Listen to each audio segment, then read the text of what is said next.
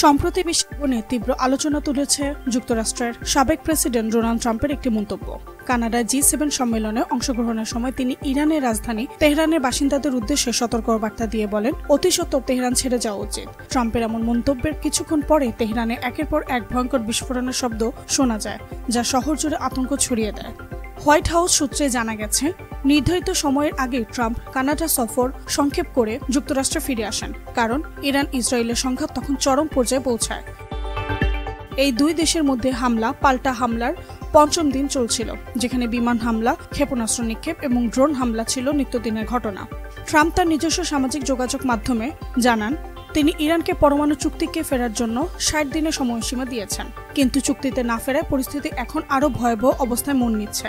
তার ভাষায়, আমি বিশ্বাস করি ইরান যদি সমঝোতায় না আসে তাহলে তারা বিশাল ভুল করবে। বিশ্লেষকরা বলছেন, ট্রাম্প ইচ্ছে করে ইরানকে চাপের মধ্যে ফেলতে তেহরানের সাধারণ মানুষকে শহর ছাড়ার বার্তা দিয়েছেন, যেন ইসরায়েলের সাথে সমঝোতা করতে বাধ্য হয়।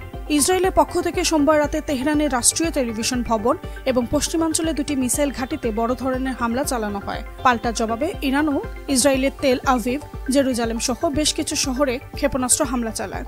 পরিস্থিতির ভয়াবহতার কারণে ইসরায়েলের অবস্থিত চীনা দূতাবাস দেশটির নাগরিকদের দ্রুত সীমান্ত পার হয়ে জর্ডানে চলে যাওয়ার আহ্বান জানিয়েছেন। দূতাবাসের বিবৃতিতে বলা হয়, এই মুহূর্তে স্থলপথে জর্ডান অভিমুখে যাওয়া সবচেয়ে নিরাপদ বিকল্প।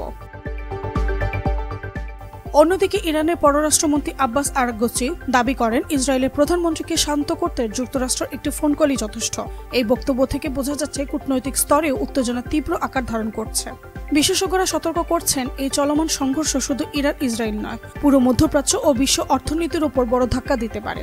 ইতিমধ্যে আন্তর্জাতিক বাজারে তেলের দাম অস্বাভাবিক হারে বেড়েছে এবং বিমান চলাচল ও পর্যটন খাত পড়েছে অনিশ্চয়তার মুখে।